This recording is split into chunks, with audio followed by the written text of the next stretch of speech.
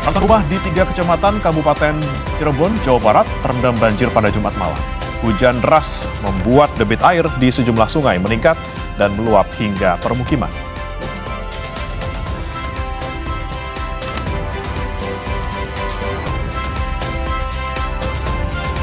Warga korban banjir di Desa Awai Getah, Kabupaten Biren, Aceh harus membayar antara Rp10.000 hingga Rp50.000 untuk menyeberangi sungai dengan perahu tradisional demi mempercepat waktu. Karena jembatan beli yang sudah berfungsi sering buka tutup karena antrean kendaraan.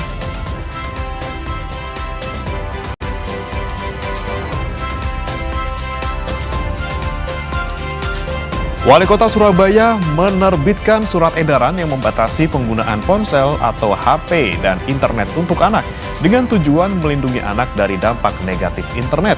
Seperti apa detailnya dan bagaimana pelaksanaannya, kita akan ulas dalam dialog di pagi hari ini.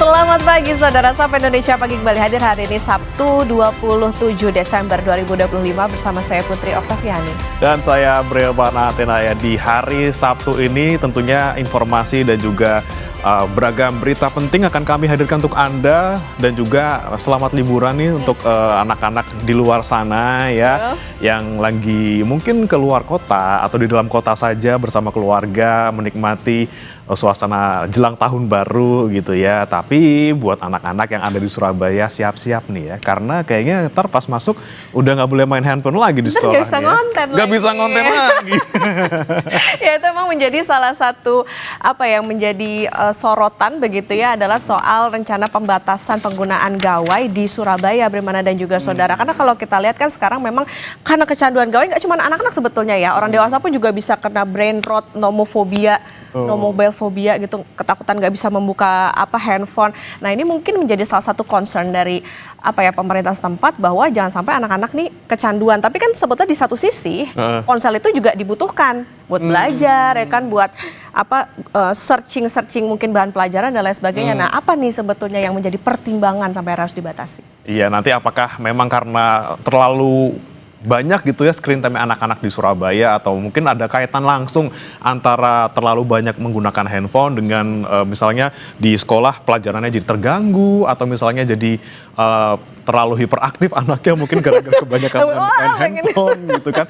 Nanti kita akan bahas saudara di dialog di Sapa Indonesia Pagi. Ada nanti Wali Kota Surabaya yang hadir ya untuk di sambungan daring. Tapi sebelum kita ke sana, kita akan ke informasi pertama dulu di pagi hari ini, di mana ada 2 orang warga Tangerang, Banten yang terpaksa berurusan dengan Polres Metro Tangerang usai kedapatan menjual benih lobster secara ilegal. Di hadapan polisi, keduanya mengaku telah beberapa kali mengirim benih lobster ke sejumlah negara.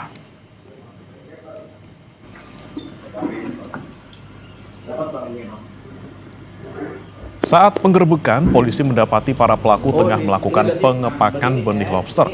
Pelaku mengaku sudah melakukan pengiriman benih lobster ke sejumlah negara, salah satunya Singapura. Selain pelaku, polisi menyita 4 koper, tabung oksigen, telepon genggam, hingga benih lobster sebagai barang bukti. Atas perbuatannya, pelaku kini mendekam di tahanan Mapolres Metro Tangerang dan terancam hukuman 8 tahun penjara. Kegiatan ini merupakan pasca dilakukannya upaya penangkapan yang dilakukan hari Kamis kemarin di Benda, yaitu terhadap packing house dengan tersangka 2 orang inisial AA dan AR. Kita amankan pada saat itu sedang melakukan packing benih-benih lobster yang akan dikirim ke Singapura. Berdasarkan dari keterangan yang kita terima, tersangka sudah melakukan aksinya sebanyak 3 kali dan sudah dikirim ke berbagai negara, termasuk negara Singapura pada periode kurang lebih 1 minggu kemarin. Berikutnya saudara, akibat gas bocor warung makan di Bogor terbakar, 2 pegawai terluka. Di arah Sumarekon, Panduraya, Yan. Kebakaran terjadi di warung makan Jalan Kolonel Ahmad Syam, Bogor, Jawa Barat. Dalam 15 menit, pemadam kebakaran Kota Bogor tiba di lokasi. Api dipadamkan sehingga tidak merambat ke bangunan lain. 2 orang pegawai mengalami luka bakar. Menurut saksi, kebakaran terjadi akibat regulator gas tiba-tiba bocor saat tengah memasak.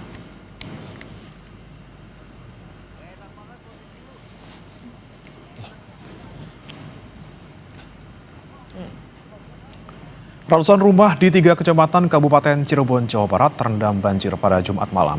Hujan deras membuat debit air di sejumlah sungai meningkat dan meluap hingga ke permukiman. Banjir menggenangi jalan utama antar desa hingga kecamatan dan juga rumah-rumah warga. Ketinggian air antara 80 hingga lebih dari 100 cm. Tim gabungan BPBD dan polisi berusaha menjangkau titik terparah yang mencapai lebih dari 1 meter.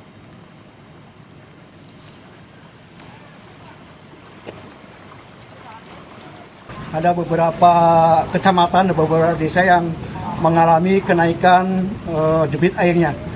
Pada saat ini saya berada di Desa Gamel, Kecamatan Pleret ya. Dalam kondisi air sudah naik dan mencapai sekitar 1 meteran. Untuk terdapatnya ini kita sekitar 400 rumahan ya. Kalau yang sebelah sini, kalau sebelah sananya kerja ada perumahan lagi. Jadi nanti kita rekan-rekan baru melakukan asesmen. Berikutnya, saudara, polisi menangkap seorang pria yang mengamuk di sebuah warung bakso sambil membawa senjata tajam lantaran cemburu buta.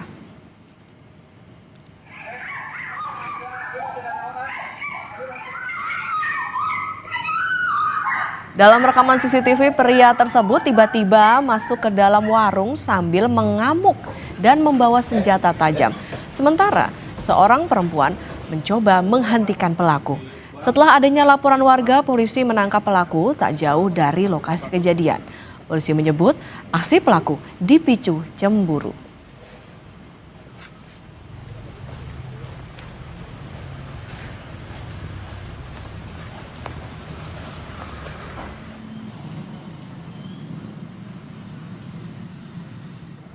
Ketahui bahwa pelaku adalah juru parkir di lokasi tersebut. Jadi motif atau dasar pelaku untuk melakukan itu yaitu masalah cemburu lah, karena perempuan yang ada di video tersebut adalah pacar pelaku. Polisi menangkap pelaku peneror bom terhadap 10 sekolah di Kota Depok. Polisi bilang teror dipicu pelaku sakit hati ditolak menikah oleh keluarga kekasihnya. Polisi menangkap pelaku di kediamannya di kawasan Depok. Sejumlah barang bukti disita, yaitu ponsel yang digunakan pelaku. Polisi menyebut pelaku membuat email atas nama kekasihnya dan mengirim teror ke 10 sekolah di Kota Depok. Kampus tempat mantan kekasihnya berkuliah pun juga jadi sasaran teror pelaku.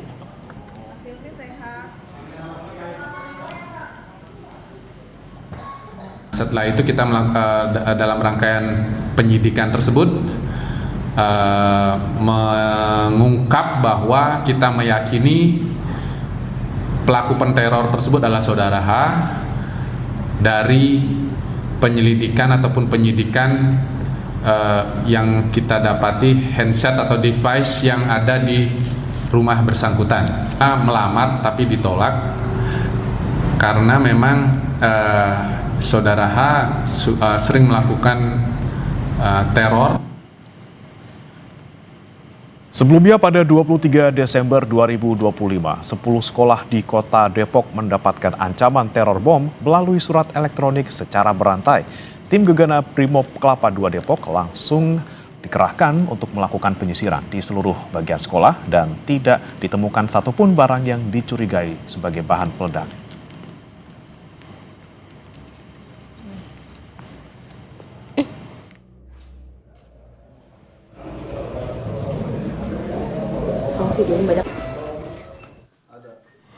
Saudara, investigasi kasus kematian anak politisi PKS di rumahnya di Cilegon kini diambil alih Polda Banten. Hujan lebat saat kejadian serta rusaknya CCTV di TKP disinyalir jadi kendala dalam mengusut tuntas kasus ini.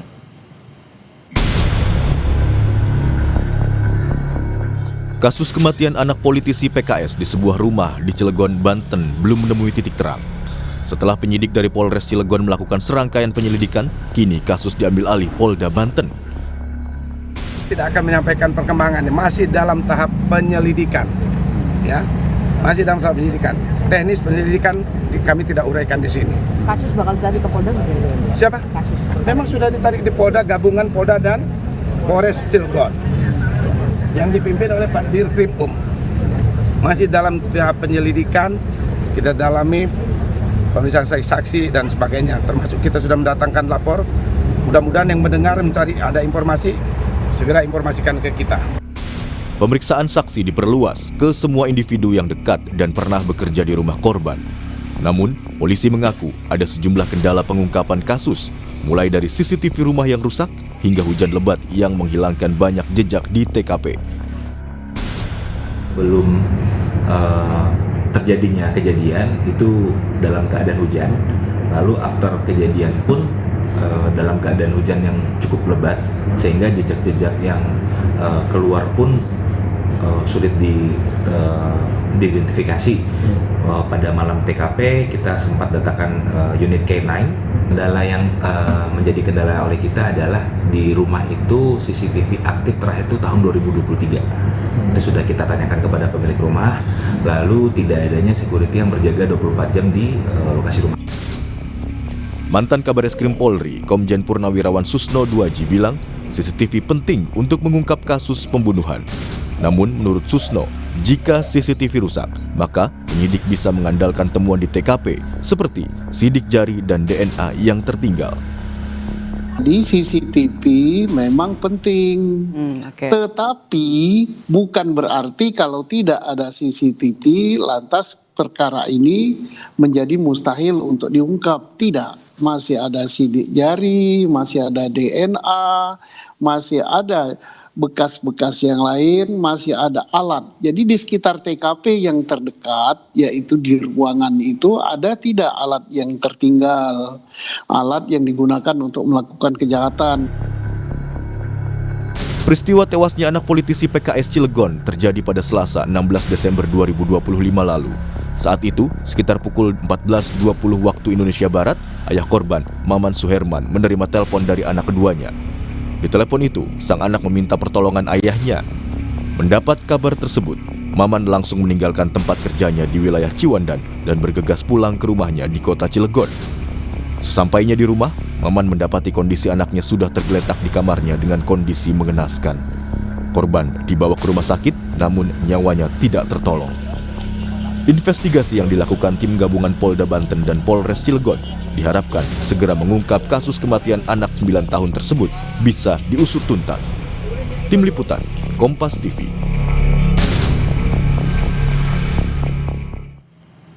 Dua oknum anggota TNI di kota Bau-Bau, Sulawesi Tenggara diduga terlibat pembunuhan seorang perempuan. Salah satu pelaku merupakan kekasih korban.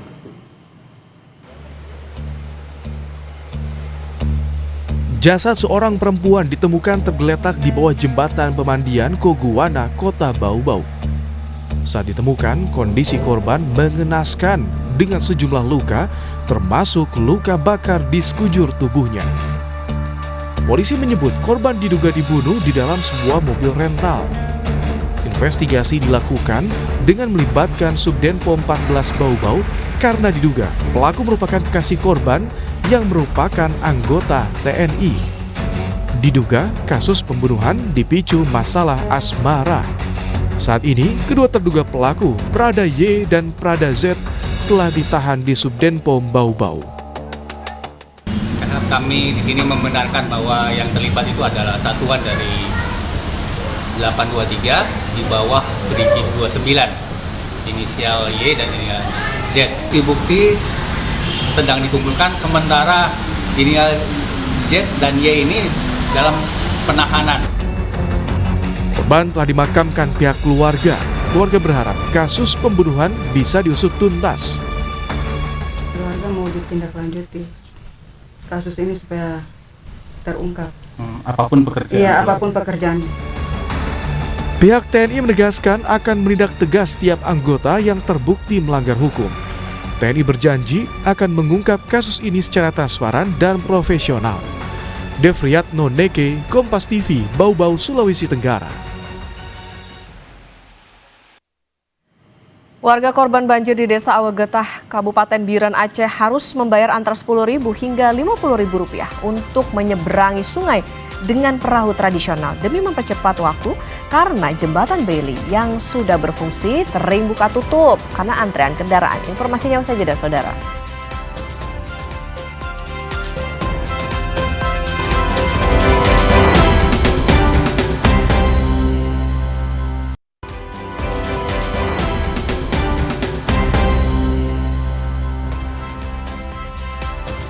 Kembali di Sapa Indonesia Pagi, saudara, seorang wisatawan terjatuh dari atas tembok benteng setinggi 6 meter saat tengah bersuah foto.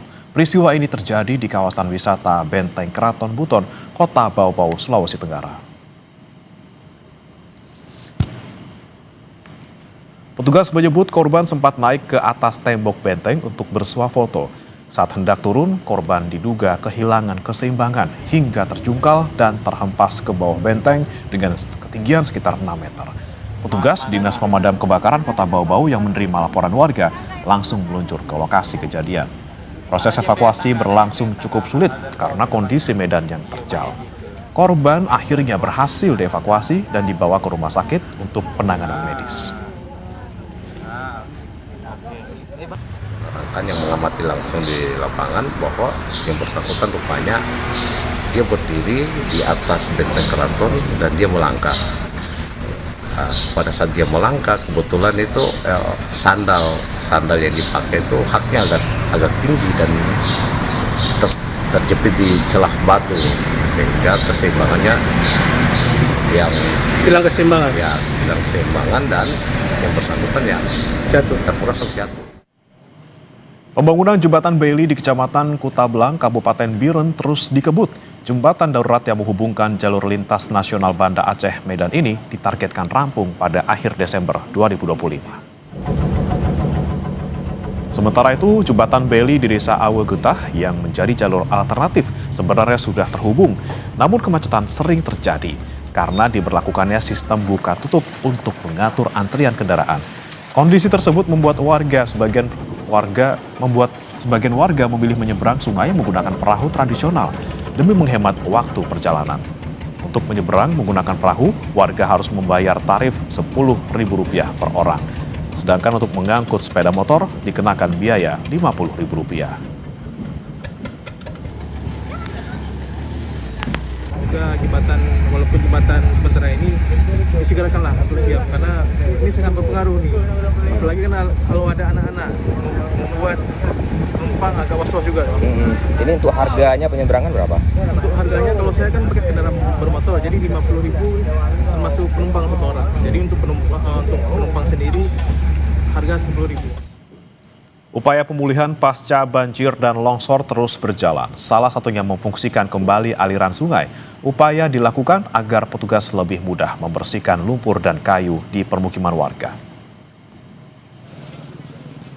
Sejumlah alat berat beroperasi untuk mengangkat material di aliran sungai, Kelurahan Hutana Bolon, Kecamatan Tuka, Kabupaten Tapanuli Tengah, Sumatera Utara. Anggota TNI dan pemerintah daerah ikut mengawasi prosesnya. Tujuan pembersihan material longsor dari aliran sungai guna membersihkan genangan air dari jalan dan permukiman. Sementara itu, Panglima Komando Armada Republik Indonesia, Laksamana Madya Deni Hendrata mengungkap 4 desa masih terisolasi akibat banjir dan longsor di Tapanuli Tengah.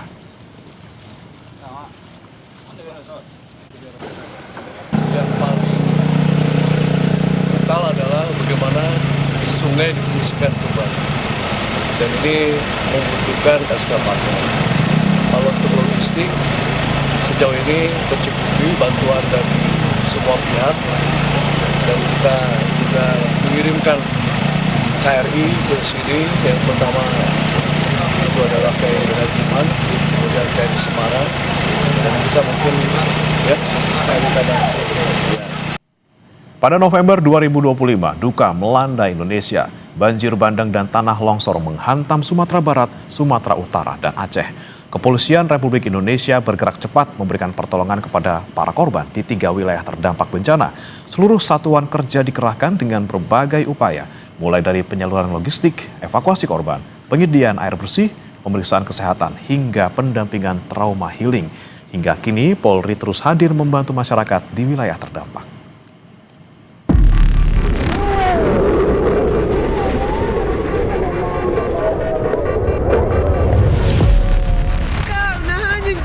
Kita kak, tengoklah ini kak.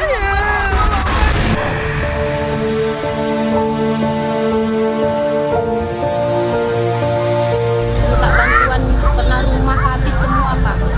Kami rumah habis tidak ada sisa.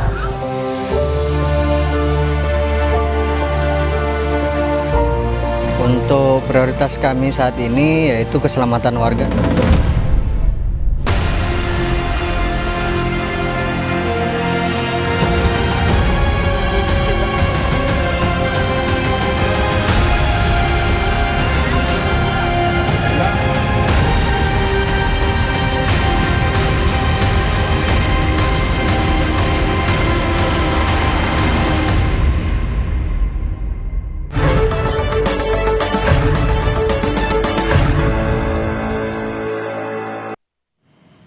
Saksikan perjuangan Abdi Bayangkara yang tak kenal lelah melayani di tengah bencana banjir Sumatera dalam kisah presisi episode Menembus Bencana Sumatera. Polri hadir menjaga negeri pada Sabtu 27 Desember 2025 pukul 14.00 waktu Indonesia Barat hanya di Kompas TV. Dan jangan beranjak saudara, kami akan kembali dengan informasi Wali Kota Surabaya menerbitkan surat edaran yang membatasi penggunaan ponsel atau HP dan internet untuk anak dengan tujuan melindungi anak dari dampak negatif internet. Seperti apa detailnya dan bagaimana pelaksanaannya? Kita akan bahas usai jeda saudara bersama Wali Kota Surabaya Eri Cahyadi dan dipandu rekan saya Putri Oktaviani.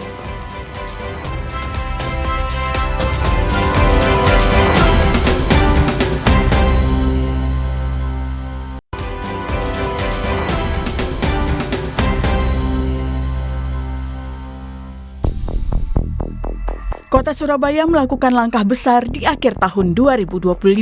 Wali Kota Eri Cahyadi mengeluarkan aturan terkait penggunaan gawai atau ponsel dan internet untuk anak di Kota Surabaya.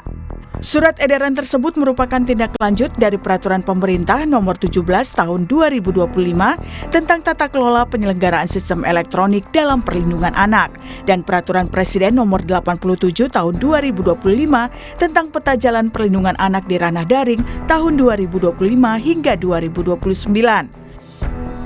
Dalam surat edarannya ada beberapa poin penting. Di antaranya soal penggunaan handphone di sekolah, di mana murid dilarang menggunakan handphone kecuali atas instruksi guru.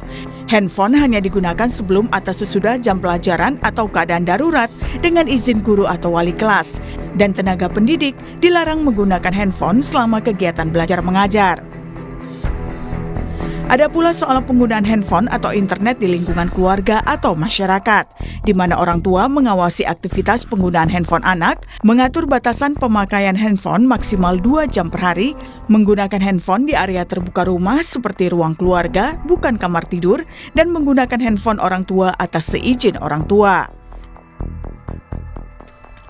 Dalam surat edaran diatur pula peran organisasi pemerintah daerah atau OPD Kota Surabaya, yaitu menyelenggarakan pelatihan bimbingan teknis dan pendampingan berkala tentang implementasi kebijakan penanganan kasus kekerasan berbasis digital, menyediakan saluran pengaduan resmi yang mudah diakses seperti hotline, email, atau platform digital, melaksanakan pemantauan dan evaluasi secara berkala, dan membuat laporan secara berkala kepada Wali Kota Surabaya. Aturan soal penggunaan ponsel dan internet pada anak sebelumnya juga sudah diatur di Sumatera Barat melalui surat edaran Dinas Pendidikan pada Mei lalu. Di bulan yang sama, Kabupaten Purwakarta melalui Peraturan Bupati Nomor 32 Tahun 2025 juga mengatur pembatasan penggunaan handphone bagi peserta didik PAUD, SD, SMP, dan sederajat. Sementara di sejumlah negara juga telah mengatur penggunaan internet dan media sosial ke anak-anak, di antaranya Australia, Tiongkok, dan Denmark. Tim Liputan Kompas TV. Kota Surabaya melakukan langkah besar di akhir tahun 2025. Wali Kota Eri Cahyadi mengeluarkan aturan terkait pembatasan penggunaan gawai atau ponsel dan internet untuk anak di Kota Surabaya. Apa saja yang diatur dalam surat edaran tersebut dan bagaimana pula pengawasannya? Kita akan bahas langsung bersama dengan Wali Kota Surabaya Eri Cahyadi. Selamat pagi Cak Eri, Assalamualaikum.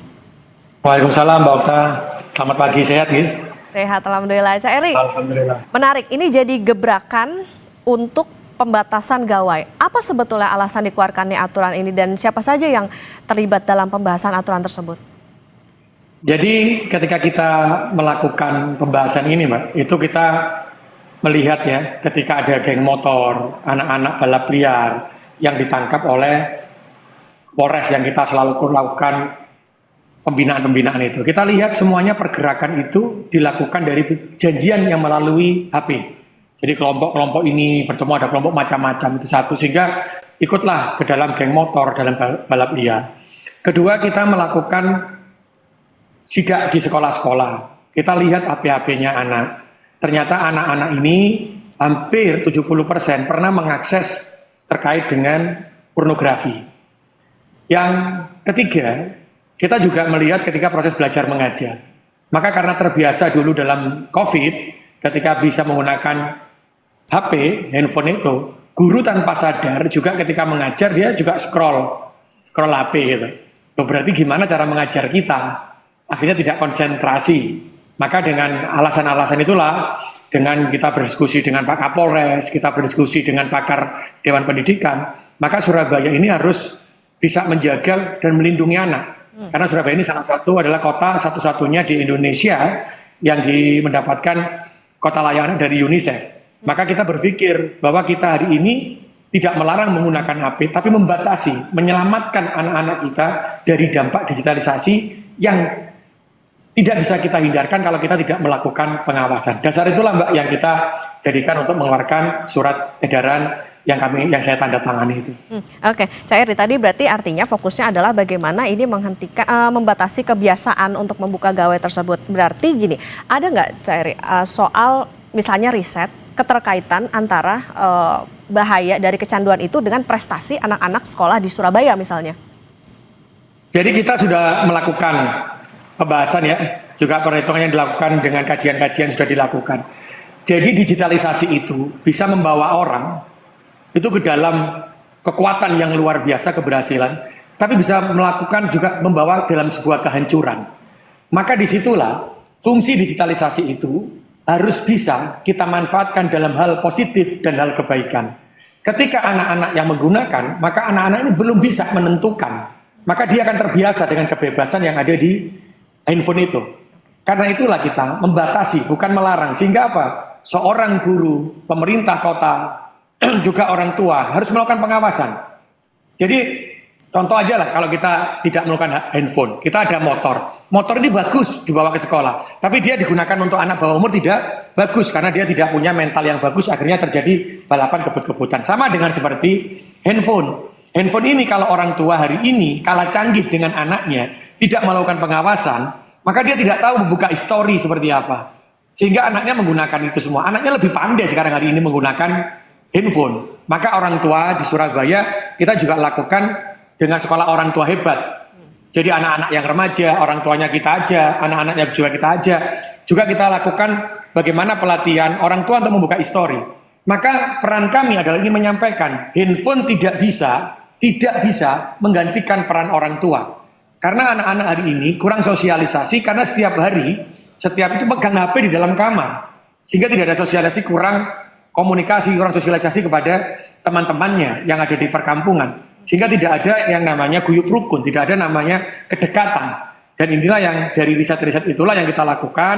Maka kita tidak melarang, tapi kita membatasi bagaimana orang tua mengawasi di rumah, bagaimana guru mengawasi di sekolah, bagaimana pemerintah kota membuat regulasi. Sehingga anak ini terselamatkan, masa depan bangsa ini, masa depan kota Surabaya ini ada di tangan anak-anak kita. Kalau hari ini kita tidak menjaga itu semuanya, maka tinggal tunggu kehancuran anak-anak yang tidak memiliki mental yang bagus, yang tidak memiliki mental yang kuat, karena pengaruh dari handphone ini. Kemarin Mbak ada contoh nih, kemarin kami juga dengan Densus 88. salah satu yang terpapar. Jadi kita pantau dan ternyata melalui handphone itu, HP itu, maka anak ini membuka bagaimana dia tertekannya, bagaimana anak ini akhirnya belajar membunuh, belajar menyakiti, dan orang tuanya ketika bertemu dengan kita, mereka tidak percaya. Tidak mungkin anak saya baik begini-begini. Setelah kita bukakan, kita ambilkan datanya, baru orang tuanya, loh kok jadi begini ya? Nah berarti apa? Orang tuanya selama ini, ngapunten, orang tuanya bekerja, orang tuanya keluar, tidak pernah, anaknya digantikan dengan HP. Nah ini yang saya ingin membatasi, bahwa HP tidak boleh menggantikan peran orang tua, karena orang tua diberikan rahmat, akal pikiran oleh Gusti Allah, hatinya terikat dengan anaknya, tidak bisa digantikan oleh digitalisasi. Oke, ada pengawasan terkait dengan konten juga tentu di sana. Cak Eri, yang menjadi sorotan juga gini, mungkin ada alasan tertentu begitu ya, orang tua untuk memberikan handphone misalnya untuk komunikasi, begitulah katakan, kemudian juga untuk keterampilan anak bisa dibilang gitu. Nah, tapi mekanismenya nanti seperti apa supaya bisa imbang nih gitu antara pemakaian untuk manfaat dari gawai tersebut dengan yaitu tadi yang dihindari karena penggunaan gawai misalnya kecanduan dan lain sebagainya. Mekanismenya seperti apa nantinya? Jadi kalau di dalam sekolah sudah pasti, karena di dalam sekolah itu kita batasi, kalau jam pembelajaran maka tidak boleh menggunakan HP. HP-nya diberikan ditaruh di loker atau tidak boleh dibuka. Yang guru juga tidak boleh memegang HP pada waktu mengajar, sehingga gurunya juga konsentrasi, tidak nyekrol medsos begitu. Itu yang harus ada komunikasi timbal balik antara si guru dengan murid, sehingga ikatan antara orang tua dengan anak akan terikat betul. Yang kedua, kalau di rumah, maka ketika dia menggunakan HP, silakan. Tapi orang tua harus bisa memantau. Orang tua harus bisa menjaga. Mereka ini adalah aset penerusnya orang tua. Orang tua masuk surga atau tidak, itu salah satunya dari anak yang soleh, yang mendoakan orang tua. Maka jangan sampai anak ini terpapar dengan kegiatan-kegiatan negatif yang ada di handphone. Maka apa? Ya orang tua harus tahu. Jadi orang tuanya harus ngecek HP-nya, pernah historinya seperti apa, cara membukanya seperti apa, dilihatlah. Orang tua jangan membiarkan anak memegang HP tapi tidak menjaganya, tidak mengawasinya. Sehingga kalau terjadi permasalahan, anak ini ikut kegiatan negatif, orang tuanya mengatakan, loh akhirnya terlambat, loh kok begini, terlambat. Karena mereka ini adalah anak kita, cerminan dari sifat kita. Maka kalau orang tuanya cuek, anaknya juga cuek. Tapi jangan dihilangkan, tapi tolong diawasi karena mereka belum cukup umur untuk melihat apakah ini baik atau tidak, dan dia mudah untuk terkontaminasi. Karena itulah peran orang tua itu adalah menjaga anak-anaknya, mengawasi anak-anaknya. Yang tadi saya bilang, HP tidak bisa menghilangkan peran orang tua, tidak bisa menggantikan peran orang tua. Itu maksudnya. Oke, ada aturan soal orang tua membatasi penggunaan handphone anak di rumah maksimal 2 jam per hari. Nah, ini untuk bisa memastikan pengawasannya tepat begitu, seperti apa Cak Eri nantinya? Jadi kita meminta orang tua tadi, kita kan ada sekolah orang tua hebat, maka di Surabaya itu ada Kampung Pancasila. Kampung Pancasila itu adalah di setiap RW, itu adalah satu, warganya memilah sampah contohnya. Yang kedua adalah keterikatan antara anak-anak di dalam kampung itu, harus ada sosialisasi. Ketiga adalah salah satunya orang tua mengawasi terkait dengan anaknya. Jadi Kampung Pancasila itu bayangin aja sekarang, ada anak geng motor, keluar malam, dia pamit sama orang tuanya nggak pernah tahu anaknya di mana, dipegangi HP itu Mbak, tapi nggak pernah ditelepon, nggak pernah ditanya. Bahkan saya pernah malam hari jam 1 malam bertemu dengan anak-anak itu, saya pegang HP-nya, saya buka, loh kok gini isinya, saya telepon orang tuanya malah bangun kaget loh, siapa Wali, Mas Wali gimana? Loh Bu, jenengan buat Pak, jenengan nggak nyari boten cari anaknya, anak saya sudah saya cari di rumah temannya. Saya tunjukkan, saya recall iki loh, anaknya jenengan ada di pinggir jalan, ngumpul dengan teman-temannya di trotoar sampai jam segini. Oh, baru langsung marah, cepat pulang. Dari pengalaman itulah maka saya harus mengetuk hati orang tua. Mereka ini adalah anak kita yang menentukan nasib kota ini, apakah didasarkan agama atau tidak, didasarkan Pancasila atau tidak. Maka dengan itu kita jaga, Mbak. Orang tua itu Artinya kesadaran dari masing-masing orang tua dong Cak Eri. Ini nanti akan ada sanksinya nggak kira-kira kalau misalnya diketahui di rumah pun tidak ada pengawasan juga dari orang tua? Jadi seperti hal ini itu bukan sanksi yang harus ada hukuman gini, tidak. Oke, kesadaran berarti. Tapi bagaimana sanksi edukatif? Jadi kita harus membuat laporan, membuat Kalau anaknya tertangkap, kita harus membuat laporan seperti apa dengan HP. Kan mohon maaf, orang tua hari ini itu kalah canggih dengan putra-putrinya, Pak. Jadi ketika melihat fitur, ketika melihat apapun kalah dia sudah. Makanya kita harus melakukan pendekatan. Kita harus melakukan bagaimana mengajarkan orang tua untuk melihat fitur apa yang bisa yang dibuka hari ini. Kita mau apa? Kita harus lihat semuanya. Dan kita memang sudah ya kalah teknologi ya. Sehingga satu-satunya jalan adalah bagaimana melatih mereka menggunakan kekuatan hati untuk mau mengawasi putra-putrinya. Coba kalau jangan mau lihat secara jujur. Yang terjadi hari ini, kalau orang tuanya mengawasi menggunakan HP, oh luar biasa keberhasilan anaknya.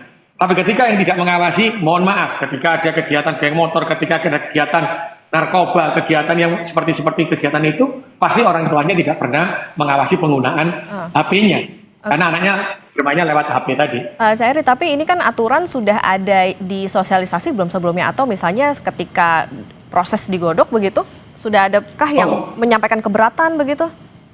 Tidak, kita sudah sampaikan komunikasi itu, kita sampaikan sosialisasi itu. Dari berdasarkan itu kita sudah sampaikan kumpulkan orang tua yang ada di setiap sekolah. Jadi kita mengumpulkan orang tua itu di setiap sekolah. Karena itulah saya sampaikan, hari ini untuk kepentingan negara ini, hari ini untuk menyiapkan pemimpin di masa yang depan, yang dia punya kemampuan luar biasa, dia harus memiliki agama yang kuat. Maka pemerintah tidak boleh kendor dalam melakukan ini. Pemerintah kota juga tidak boleh takut. Tapi bagaimana sekarang mengajak semua orang untuk menyelamatkan anak bangsa yang akan menjadi pemimpin di kemudian hari. Maka tidak bisa kita menampung semuanya. Ada yang setuju, ada yang tidak. Tapi harus kita lakukan edukasi itu. Karena apa? Mereka akan menyadari kepentingan itu adalah untuk kepentingan keluarganya sendiri, keluarga kita sendiri. Kita menyelamatkan keluarga kita, menyelamatkan anak-anak kita. Dari mana? Dari peran orang tua. Dan dari peran pemerintah yang mengajak orang tua untuk mengawasi putra-putrinya. Itu yang kita lakukan hari ini, Pak. Oke, ini tentu maksudnya baik aturannya, tentu harapannya begitu. Jadi tidak hanya dari pengawasan dari sisi anak saja ataupun juga guru di sekolah, tapi juga orang tua juga perlu ikut berperan. Tadi yang menjadi highlight adalah membatasi bukan melarang penggunaan gawai. Terima kasih Wali Kota Surabaya, Cak Eri Cahyadi sudah bersama di Sapa Indonesia Pagi. Sehat selalu, Cak Eri. Ya, Pak Tarun, Pak Oktan. Assalamualaikum. Waalaikumsalam warahmatullahi wabarakatuh. Saudara, libur Nataru lalu lintas menuju kawasan wisata Puncak terpantau cukup padat Sabtu pagi ini. Polisi memprediksi kepadatan kendaraan menuju Puncak akan terus meningkat hingga Sabtu malam. Nanti informasinya kami hadirkan usai jeda, saudara.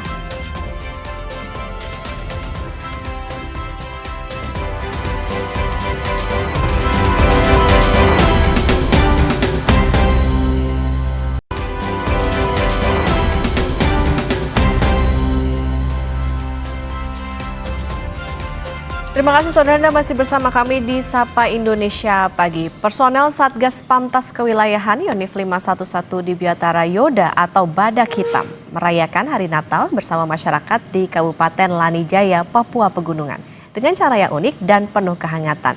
Dalam kegiatan tersebut, personel Satgas mengenakan atribut Sinterklas serta menggunakan kendaraan yang dihias menyerupai kereta rusa untuk menciptakan suasana Natal yang meriah.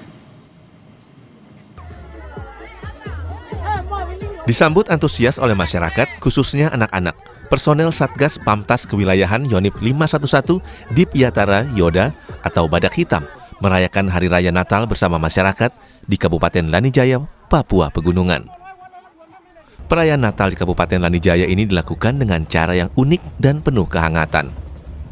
Personel Satgas mengenakan atribut Sinterklas serta menggunakan kendaraan yang dihias menyerupai kereta rusa untuk menciptakan suasana Natal yang meriah. Perayaan Natal ini tidak hanya menjadi momen kebersamaan, namun juga diisi dengan berbagai kegiatan sosial dan kemanusiaan. Personel Satgas Pamtas Kewilayahan Yonif 511 di Biatara Yoda melaksanakan program makan bergizi gratis di Pos 5 sebagai bentuk kepedulian terhadap kesehatan dan pemenuhan gizi masyarakat di wilayah penugasan. Selain itu, Satgas Yonif 511 di Biatara Yoda juga memberikan kado Natal kepada masyarakat Kampung Malagai berupa penyediaan air bersih melalui program unggulan pipanisasi yang membantu warga dalam memenuhi kebutuhan dasar sehari-hari.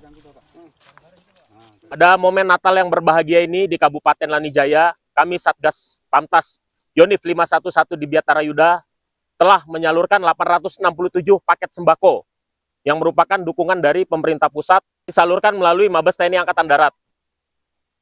Dukungan ini membawa kebahagiaan bagi masyarakat kami juga telah memberikan kado spesial kepada masyarakat di Kabupaten Lanijaya, khususnya di distrik Malagai, berupa air bersih yang merupakan program pipanisasi yang telah kami laksanakan mulai bulan November.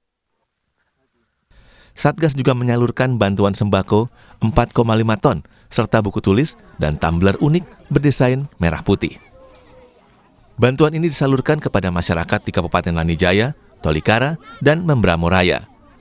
Masyarakat Kampung Malagai menyampaikan ucapan terima kasih dan apresiasi atas kepedulian Satgas Yonif 511.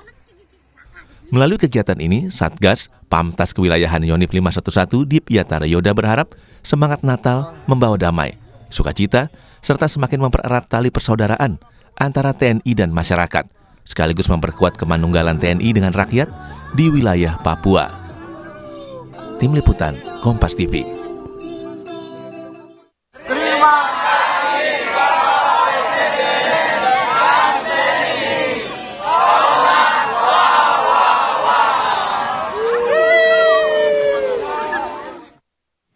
Kini kita beralih ke informasi mancanegara, Saudara. Polisi Peru membawa keceriaan Natal di Ibu Kota Lima. Polisi mengenakan kostum Natal warna-warni dalam parade meriah tahunan.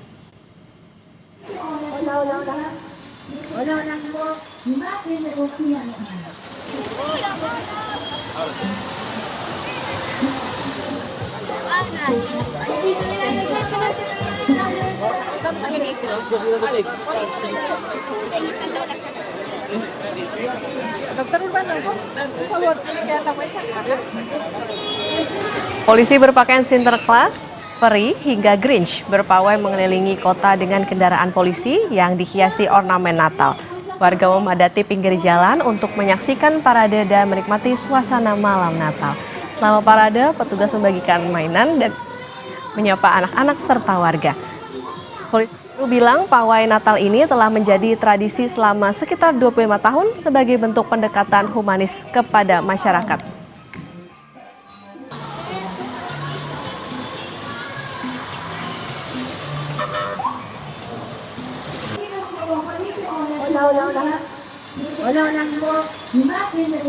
Sebuah sekolah dasar di Thailand merayakan liburan Natal dengan cara yang berbeda, Saudara. Mereka dihibur 5 gajah berkostum Sinterklas.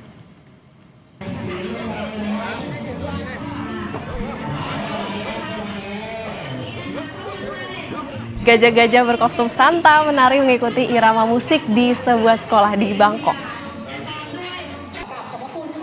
Suasana gembira tampak pada anak-anak serta orang tua yang hadir. Gajah-gajah Santa ini membagikan hadiah seperti mainan, balon, dan permen. Acara gajah berkostum Sinterklas telah menjadi tradisi selama 15 tahun terakhir.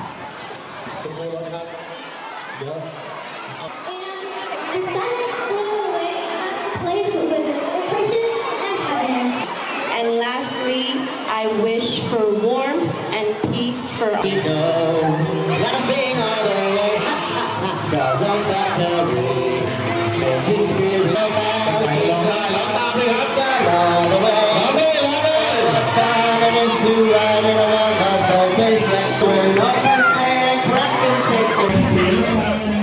Semarak Natal memacu beragam kreativitas, Saudara. Seniman India membuat instalasi Sinterklas dari pasir dan apel.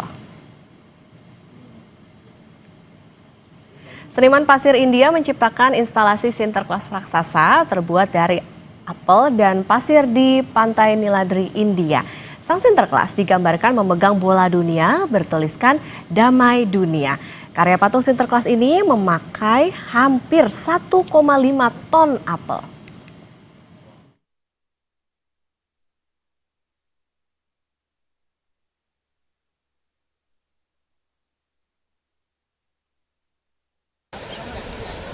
Every year during the Christmas, we created some unique sand art installation. This year we have created the world's biggest apple Santa Claus with installation on sand. I think everywhere the Christmas will celebrate, and they will see in India Puri Beach has world biggest apple Santa Claus at Puri Beach. Dari India kita ke Amerika Serikat, Saudara. Sepasang lansia berkostum Sinterklas di Ohio diberhentikan polisi setelah mengemudikan mobilnya dengan kecepatan tinggi. Santa. CCW. I'm not gonna move until they say again. Santa has a CCW. Setelah menghentikan laju kendaraan mobil di depannya sambil tertawa, polisi lantas meminta surat izin mengemudi kepada seorang lansia berkostum Sinterklas. Ternyata seorang lansia berkostum Santa ini hendak menuju tempat kerja sang anak untuk memberikan kejutan. Meski sempat mengemudikan kendaraannya dengan kecepatan tinggi, polisi akhirnya tidak memberikan sanksi tilang dan hanya memberikan teguran kepada pasangan lansia tersebut. Are you good? The sheriff was in Berkeley, are you? No, we just seen the sheriff. They were sitting in front of the fire department. No, you're in Fulton County now, so. Di Dubai, saudara, semarak perayaan Natal dibalut suasana musim dingin menyedot banyak pengunjung. Pengunjung disuguhkan tampilan dekorasi cantik dari gemerlap lampu warna-warni, pohon Natal, dan pemandangan salju buatan yang bisa jadi spot foto menarik. Pengunjung juga bisa menikmati aneka stand kuliner dan area permainan anak. Festival Winter City Expo Dubai, Uni Emirat Arab digelar sejak 6 Desember dan akan berlangsung hingga 31 Desember mendatang. Сегодня я со своей семьей приехала в Экспо, так как Экспо — это мой самый любимый Крисмас-маркет в Дубае. И сегодня как раз Рождество, и я хотела показать своей мамочке, которая у меня сейчас в гостях, как его отмечают в Эмиратах. Великолепное место, великолепная атмосфера, прекрасное настроение. Советую всем и рекомендую. Masih dari mancanegara, saudara, Harbin Ice and Snow World ke-27 resmi dibuka di ibu kota provinsi Heilongjiang. Taman es terbesar yang diselenggarakan di Harbin, Tiongkok ini menampilkan lebih dari 400.000 meter kubik karya seni es.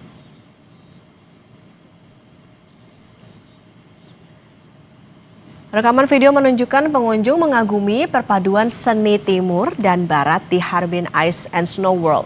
Selain sensasi, para pengunjung juga bisa menikmati beragam atraksi di festival yang digelar di area seluas 1,2 juta hektar dengan lebih dari 2.000 patung yang dipajang. Beberapa patung diantaranya adalah Super Ice Slide dengan panjang 521 meter hingga kecil raksasa setinggi 120 meter. Acara tahunan dengan tema keajaiban beku Mimpi Ajaib ini berlangsung sejak 17 Desember hingga 23 Desember. 之前没有来过哈尔滨，这是第一次来，感觉之前只在电视上见过冰雪大世界嘛，第一次来感觉冰雪大世界和电视上的还是很多不一样。之前电视上看的都2D 平面的，现在终于立体环绕式的感受了一波，太震撼了，不得不佩服哈尔滨的匠人们。非常的厉害，哈尔滨非常棒，吃的也好吃，景色也特别美，欢迎大家都来哈尔滨，都来冰雪大世界。 Nah, yang ini masih di Harbin, saudara. Patung manusia salju raksasa jadi daya tarik baru saat perayaan Natal. Patung manusia salju ini memiliki ketinggian 19 meter, panjang 14 meter, dan lebar 11 meter yang diukir dari 3.500 meter kubik salju. Harbin sendiri juga sering disebut sebagai kota es negeri tirai bambu yang telah menarik lebih dari 90 juta pengunjung dan menghasilkan pendapatan hingga 19,4 juta dolar Amerika Serikat tahun lalu.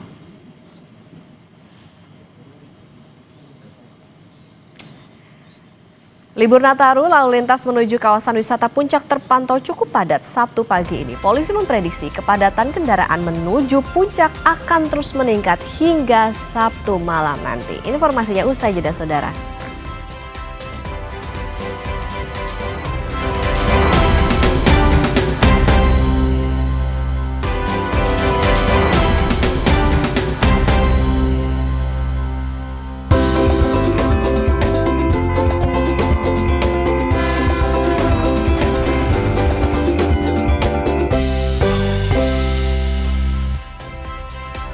Kita simak informasi seputar libur Nataru di segmen Liputan Nataru 2025, saudara. Lalu lintas di kawasan Puncak Bogor, Jawa Barat padat pada Jumat malam. Diprediksi kepadatan kendaraan menuju Puncak akan terus meningkat hingga Sabtu ini. Beginilah arus lalu lintas di kawasan Puncak Bogor, Jawa Barat pasca dilakukan penormalan arus di kedua arahnya. Pada Jumat malam, lalu lintas kendaraan menuju Puncak kembali dipadati kendaraan dari arah Jakarta. Jumlah kendaraan meningkat dibandingkan hari sebelumnya. Prediksi kepadatan lalu lintas menuju kawasan Puncak akan terus terjadi pada Sabtu ini.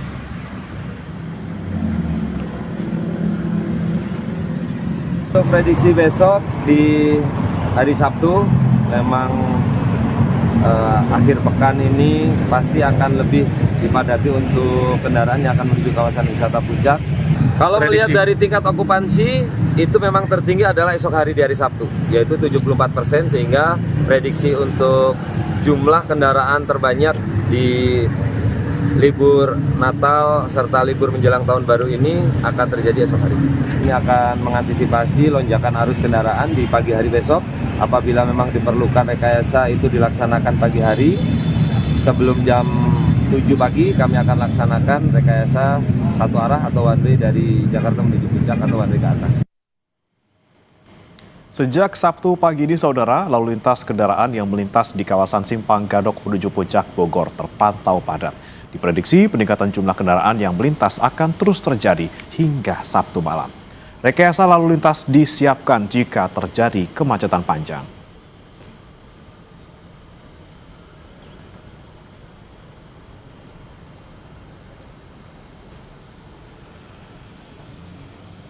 Bicara tentang liburan, saudara, tak lengkap jika kita tidak menyebut Bali. Bali selalu menjadi destinasi favorit di masa-masa liburan seperti ini. Tidak cuma keindahan pantainya saja, wisata alam seperti Monkey Forest di Ubud juga digemari oleh wisatawan. Di momen libur Natal Tahun Baru, objek wisata Monkey Forest ramai dipadati wisatawan domestik dan mancanegara. Mereka datang untuk menikmati hutan yang asri sekaligus berinteraksi dengan kawanan kera ekor panjang. Wisatawan juga bisa bersuah foto langsung dengan kera ekor panjang secara aman karena di bawah pengawasan petugas.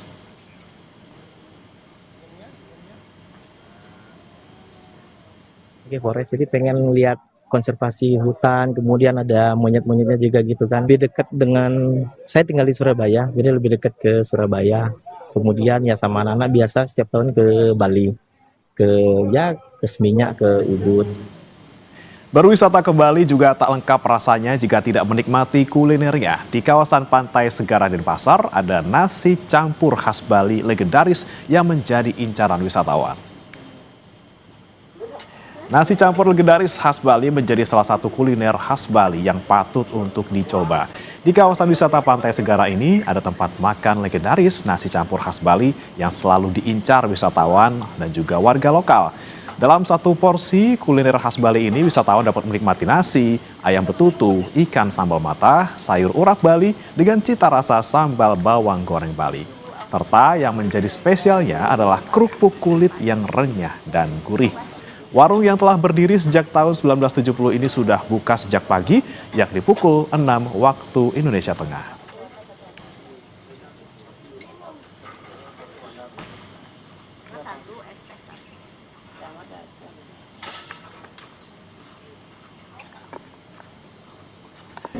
Kita juga akan pantau, saudara, bagaimana arus lalu lintas Nataru di kawasan Puncak Bogor, Jawa Barat, dan juga nanti ada liburan di Bali. Kalau di Puncak Bogor, Jawa Barat ada jurnalis Kompas TV Niputu Trisnanda dan juru kamera Andika Ahadiat, dan di Denpasar, Bali bersama jurnalis Kompas TV Desi Indah Lestari dan juga juru kamera Komang Suarbawa. Kita akan ke Puncak terlebih dahulu, ada Niputu Trisnanda di sana. Putu, kalau pagi ini bagaimana lalu lintas yang menuju ke Puncak? Apakah banyak warga yang sudah mulai ke Puncak untuk berlibur pagi hari ini?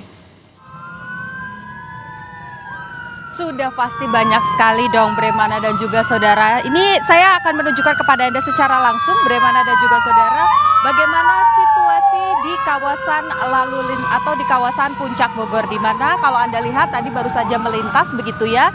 Ini merupakan bagian terakhir dari penutupan arus dari Puncak menuju ke arah Jakarta dengan tadi tandanya adalah dengan menggunakan mobil polisi. Artinya seluruh kendaraan dari arah Puncak menuju Jakarta ini ditutup sementara, di mana tadi sudah didorong sebagian begitu ya untuk turun Dan sisanya begitu sekarang pada pagi hari ini jam 8:11 begitu, dari mulai titik di Simpang Gadok Puncak Bogor, ini sudah mulai dibuka one way atau diberlakukan rekayasa lalu lintas one way satu arah dari Jakarta menuju ke arah puncak. Jadi kalau Anda lihat visual yang saat ini Anda saksikan, Bremana dan juga saudara, tepat sekali, pas sekali begitu ya ketika saya melaporkan ini, one way ini mulai diberlakukan. Kalau pertanyaannya sampai kapan one way ini akan diberlakukan, dari kepolisian sendiri menyatakan bahwa sistem one way ini diberlakukan secara situasional. Jadi jika nanti ada kepadatan di arah sebaliknya atau situasi sudah berangsur normal seperti pada malam hari kemarin,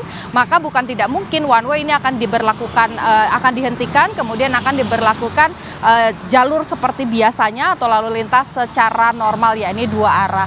Nah ini juga sejalan dengan data dari Gerbang Tol Ciawi, Bremana dan juga saudara, di mana pada pukul 6 pagi tadi sudah ada 2.100 kendaraan yang melintas memasuki kawasan puncak, dan tadi pada jam 7.00 waktu Indonesia bagian Barat ini tercatat sudah ada 3.090 kendaraan roda 4 dan juga roda 6 yang memasuki kawasan puncak. Jadi kalau tadi Anda tanya padat atau enggak sih, puncak padat banget Bremana dan juga saudara, sehingga ini juga yang menyebabkan akhirnya one way ini diberlakukan. Ini juga tercatat begitu ya, bukan hanya dari kondisi lalu lintasnya saja, tapi dari okupansi hotel dan juga restoran ini tercatat juga paling tinggi terjadi pada hari ini, hari Sabtu tanggal 27 Desember 2025, di mana kalau pada tanggal 26 okupansi masih 54%, kemudian pada hari Jumat kemarin ada 60-an% begitu. Nah, pada hari Sabtu ini tercatat ada 74% ini okupansi hotel sudah terisi. Artinya memang tercatat dari hari ini, hari Sabtu sampai dengan besok hari Minggu, ini diprediksi atau bahkan sudah terjadi begitu ya, ini akan terus meningkat dan menjadi puncak dari kunjungan wisatawan ke area Puncak Bogor. Sementara kepadatan ini memang terbagi begitu ya, atau tersebar di sejumlah wilayah, karena kalau kita bicara soal kawasan puncak ini ada kuliner, ada wisata anak, ada wisata fauna, ada juga penginapan-penginapan, tapi ada beberapa titik kepadatan yang tentu saja ini perlu diwaspadai begitu oleh pengendara, yakni di Simpang Pasir Muncang, kemudian ada di Simpang Megamendung, serta di Pasar Cisarua. Jadi kalau Anda mau ke puncak, baiknya dipikir-pikir lagi siap macet-macetan atau enggak, dan sudah pesan hotel atau belum, karena okupasinya sudah 74%. Kembali ke Anda, Bremana. Iya, terlihat sekali Putu di belakang Anda tadi, kepadatan ke arah puncak luar biasa. Jadi ini buat informasi juga ke saudara untuk yang mau ke puncak pagi hari ini. Dari puncak kita bergeser ke Denpasar, Bali. Sudah ada rekan Desi Indah Lestari di sana. Desi, kalau suasana liburan di Pantai Segara sendiri seperti apa pagi ini? Sepertinya ramai sekali di belakang Anda nih. Iya, selamat pagi Brahmana dan juga saudara. Saat ini saya berada di Pantai Segara, Denpasar, Bali. Nah, di sini sejak pukul 6 pagi memang meski hujan dan ada petir, tetap ada wisatawan yang berkunjung. Bahkan saat ini pukul 9.15 Wita itu sudah nampak ramai dan padat.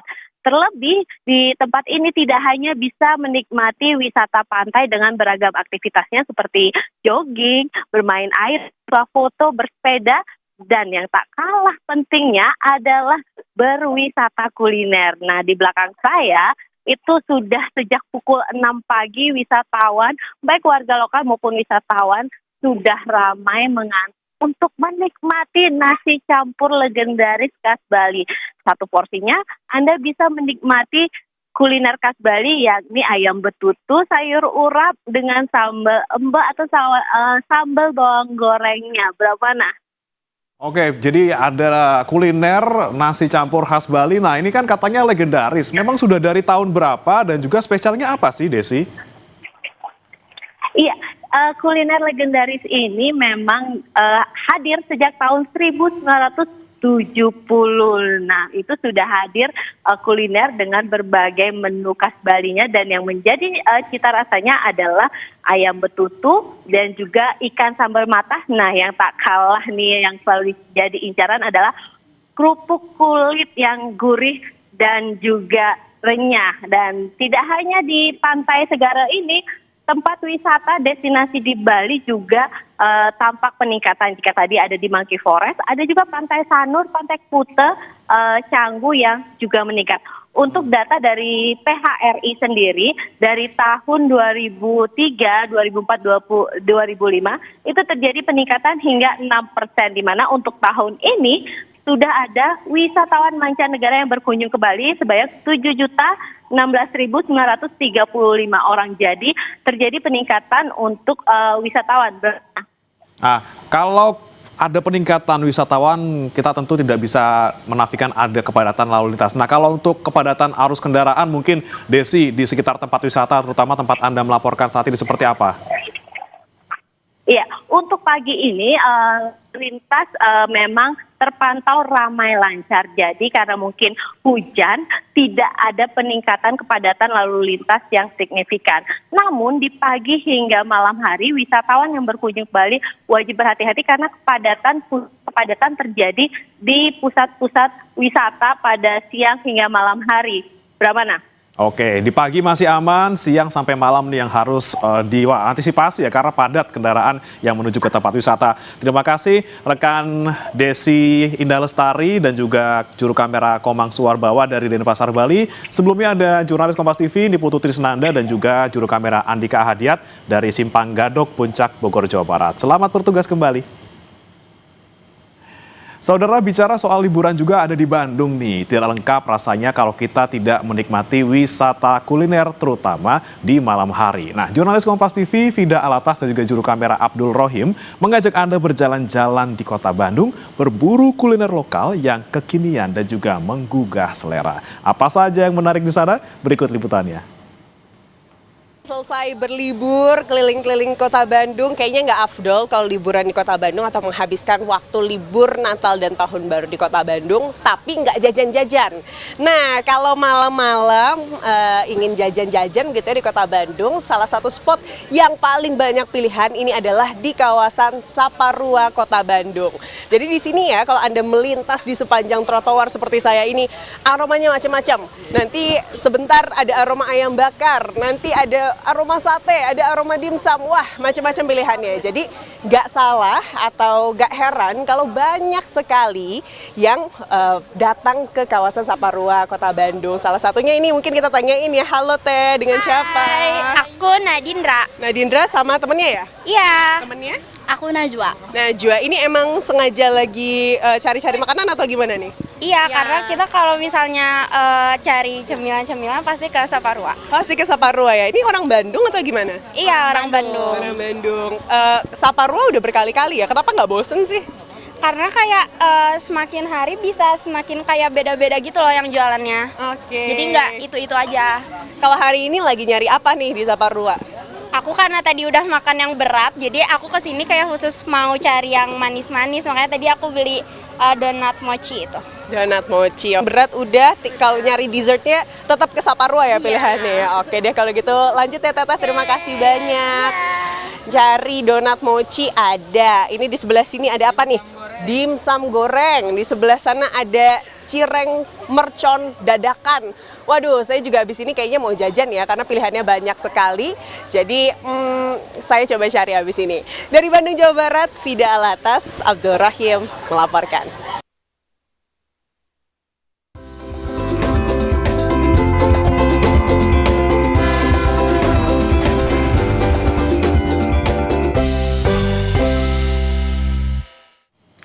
Jangan beranjak, saudara. Sapa Indonesia Pagi masih akan kembali dengan informasi lainnya.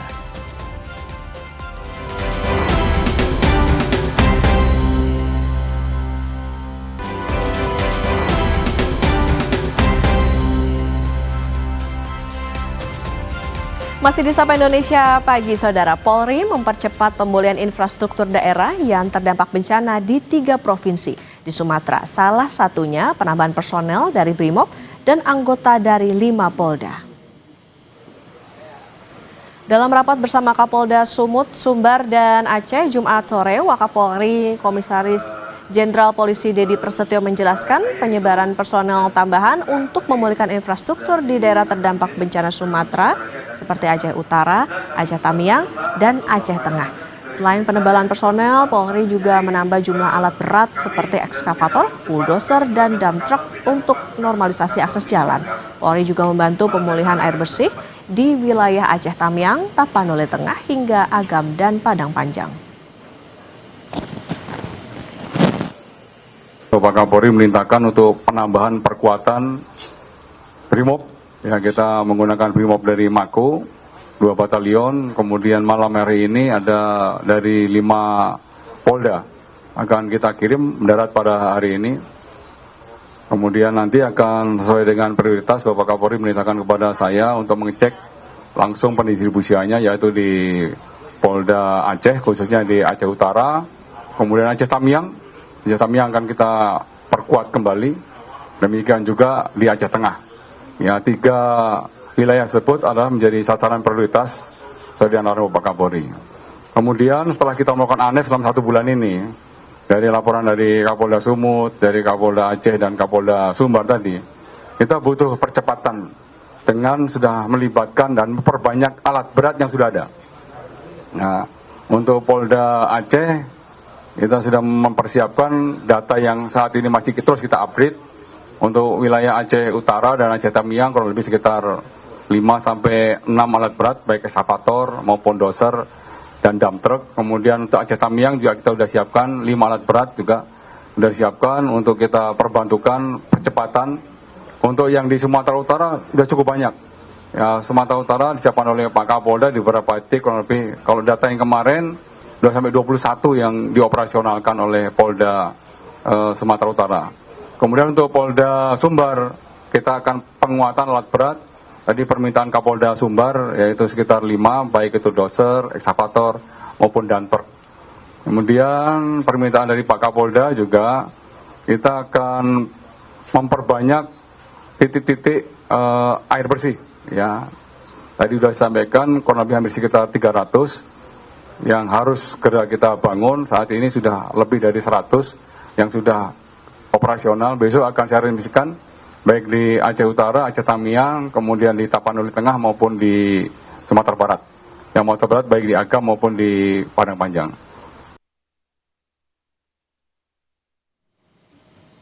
Polri menambah jumlah personil ke wilayah terdampak bencana alam di Sumatera untuk mendukung proses percepatan dalam penanggulangan bencana. Pada Jumat malam, 500 personel Brimob tiba di Bandara Kuala Namu yang kemudian akan diterjunkan ke wilayah bencana di Provinsi Aceh.